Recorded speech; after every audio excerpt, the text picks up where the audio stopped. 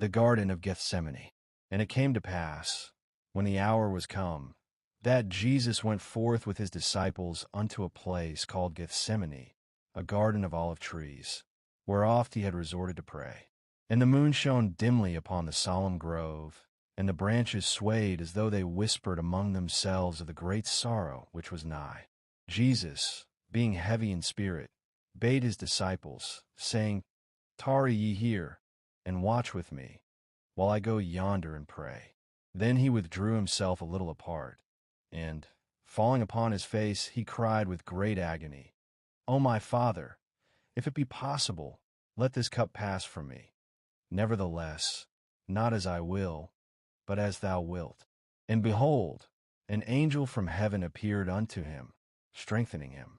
But his sorrow was exceeding great, even unto death, and his sweat was as it were great drops of blood falling to the ground. Returning unto his disciples, he found them sleeping, for their eyes were heavy. And he said unto Peter, Could ye not watch with me 1 hour? Watch and pray, that ye enter not into temptation. The spirit indeed is willing, but the flesh is weak. Again he withdrew to pray, and again he returned to find them sleeping. A third time he prayed, yielding himself fully to the will of the Father. Then arose a sound as of many footsteps, and behold, there came Judas Iscariot, one of the 12, and with him a great multitude bearing swords and staves, sent from the chief priests and elders. Judas drew near and said, Master, hail, and kissed him. And Jesus said unto him, Judas, betrayest thou the Son of Man with a kiss? Then the soldiers laid hands upon him, and Peter, in his zeal, drew his sword and smote a servant of the high priest, cutting off his ear. But Jesus touched the man's ear and healed him, saying unto Peter, Put up thy sword into its place, for all they that take the sword shall perish with the sword. Then they led him away bound unto the house of the high priest, and all his disciples forsook him and fled. The trial before Pilate. Now when the morning was come, the chief priests and elders took counsel together to put Jesus to death. And they led him bound unto Pilate, the governor. And Pilate said unto him, Art thou the king of the Jews? Jesus answered, Thou sayest it. My kingdom is not of this world. If my kingdom were of this world, then would my servants fight, that I should not be delivered unto the Jews. But now is my kingdom not from hence. Pilate, marveling, said unto the crowd, I find no fault in this man. But the chief priests accused him vehemently. And Pilate, perceiving that for envy they had delivered him, sought to release him. Now it was the custom to release unto the people a prisoner at the feast. And there was one named Barabbas, a murderer and robber.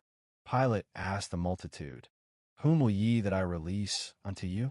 Barabbas, or Jesus, which is called the Christ? But the chief priests stirred up the people, that they should demand Barabbas. And they cried out, Crucify him! Crucify him! Pilate, seeing that he could prevail nothing, took water and washed his hands before them, saying, I am innocent of the blood of this just man. See ye to it. Then answered all the people, His blood be on us, and on our children. Then Pilate, willing to content the people, released Barabbas unto them. And when he had scourged Jesus, he delivered him to be crucified. The way to Calvary. Then did the soldiers of the governor take Jesus into the common hall, and gathered unto him the whole band of soldiers. And they stripped him, and put on him a scarlet robe. And when they had plaited a crown of thorns, they put it upon his head, and a reed in his right hand. And they bowed the knee before him, and mocked him, saying, Hail, King of the Jews! And they smote him upon the head, and spat upon him. When they had mocked him, they took the robe from him, and put his own raiment upon him, and led him away to crucify him. And as they came forth, they found a man of Cyrene, Simon by name. Him they compelled to bear his cross. And there followed him a great multitude of the people, and of women who bewailed and lamented him. But Jesus, turning unto them, said, Daughters of Jerusalem, weep not for me, but weep for yourselves and for your children. And when they were come unto a place called Golgotha, that is to say, the place of a skull, They gave him vinegar to drink mingled with gall. And when he had tasted thereof, he would not drink. And they crucified him, and parted his garments, casting lots, that it might be fulfilled which was spoken by the prophet. They parted my garments among them, and upon my vesture did they cast lots. Above his head they set up his accusation written, Jesus of Nazareth, the King of the Jews. Then were there 2 thieves crucified with him, one on the right hand, and another on the left. And they that passed by reviled him, wagging their heads, saying, Thou that destroyest the temple and buildest it in 3 days, save thyself. If thou be the Son of God, come down from the cross. The crucifixion. Then, when the 6th hour had come, darkness fell upon the whole land until the 9th hour. The air grew heavy, and the sun withdrew its light, as though the heavens themselves mourned for the suffering of the Son of God. And Jesus, lifted high upon the accursed tree, bore the sins of the world upon his shoulders. His hands and feet were pierced, his body torn with stripes, and the blood that flowed from his brow bore witness to the cruel crown of thorns. Around him stood the multitude, some wailing, others mocking, saying, He saved others, himself he cannot save. If he be the Christ, the chosen of God, let him come down from the cross, and we will believe. But Jesus opened not his mouth, save to utter words of grace and mercy. When one of the thieves who was crucified beside him railed upon him, saying, If thou be the Christ, save thyself and us. The other rebuked him, saying, Dost not thou fear God, seeing thou art in the same condemnation? And we indeed justly, for we receive the due reward of our deeds. But this man hath done nothing amiss. Then, turning unto Jesus, the repentant thief cried, Lord, remember me when thou comest into thy kingdom. And Jesus, in his boundless mercy, said unto him, Verily I say unto thee, today shalt thou be with me in paradise. Thus, even in his agony, he opened the gates of heaven unto the humble and penitent heart. Now there stood by the cross his mother, and Mary the wife of Cleophas, and Mary Magdalene. And when Jesus saw his mother, and the disciple whom he loved standing by, he saith unto his mother, Woman, behold thy son. Then saith he to the disciple, Behold thy mother. And from that hour, that disciple took her unto his own home, fulfilling the duty of love and care, even in his dying breath. And at the 9th hour, Jesus cried with a loud voice, Eli, Eli, lama sabachthani, that is to say, my God, why hast thou forsaken me? Then, knowing that all was accomplished, he said, I thirst. They took a sponge, filled it with vinegar, and put it upon hyssop, and gave it to him to drink. Then he bowed his head, and with his last breath he cried, It is finished. Father, into thy hands I commend my spirit. And he gave up the ghost. The earth quaked, the rocks rent, and the veil of the temple was torn in twain from top to bottom. The burial. Then, when even was come, there came Joseph of Arimathea, a rich man and a disciple of Jesus, who went boldly unto Pilate and begged the body of Jesus.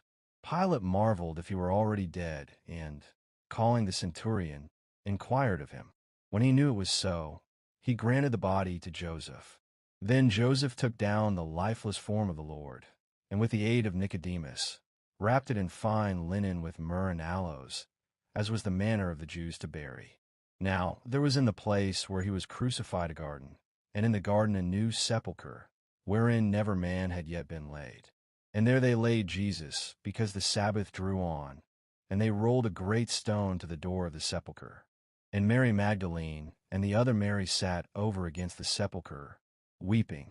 But the chief priests and Pharisees, remembering that he had said, After 3 days I will rise again, went to Pilate and said, Sir, we remember that deceiver said while he was yet alive, After 3 days I will rise again. Command therefore that the sepulchre be made sure until the 3rd day, lest his disciples come by night and steal him away. Pilate said unto them, Ye have a watch.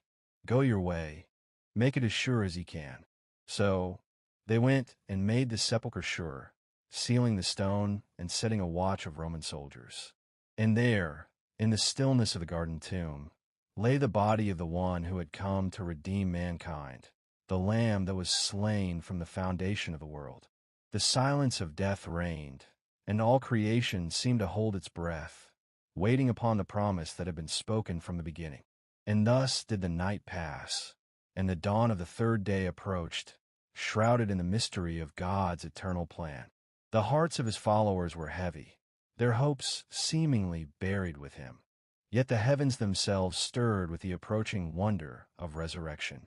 The resurrection. And behold, when the Sabbath was past, Mary Magdalene and Mary the mother of James and Salome brought sweet spices that they might anoint him. And very early in the morning, as the first rays of the sun broke over the hills, they came unto the sepulchre, saying among themselves, Who shall roll us away the stone from the door of the sepulchre? For it was exceeding great. But when they looked, they saw that the stone was rolled away. For an angel of the Lord had descended from heaven, his countenance like lightning, and his raiment white as snow. And for fear of him, the guards did shake and became as dead men. And the angel answered and said unto the women, Fear not ye, for I know that ye seek Jesus, which was crucified. He is not here, for he is risen, as he said. Come, see the place where the Lord lay. Then, with trembling hearts and great joy, they ran to bring his disciples word. And as they went, behold, Jesus met them, saying, All hail. And they came and held him by the feet, and worshipped him. Then said Jesus unto them, Be not afraid. Go tell my brethren that they go into Galilee, and there shall they see me. Now when the chief priests heard these things, they took counsel, and gave large money unto the soldiers, saying, Say ye, his disciples came by night, and stole him away while we slept. And so was the report spread among the people. But his disciples, having seen him, believed and were glad. And Jesus appeared unto them in divers places, opening the scriptures unto them, showing that all things were fulfilled. And when 40 days were accomplished, he led them out as far as Bethany, and lifting up his hands, he blessed them. And as they beheld, he was taken up into heaven, and a cloud received him out of their sight. Thus was the work of salvation fulfilled, and the Son of Man, who was delivered for our offenses, was raised again for our justification. And the kingdom of God was declared unto all nations, that whosoever believeth on him shall not perish, but have everlasting life. Amen.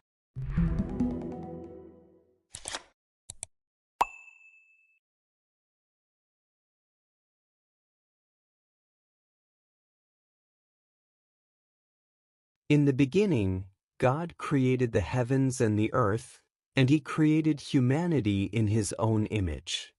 The Bible tells us that everything God made was good, and humanity was made to walk closely with him, to know him, and to live in his presence. Life was full, peaceful, and complete because God himself was at the center of it all. But humanity chose a different path. As written in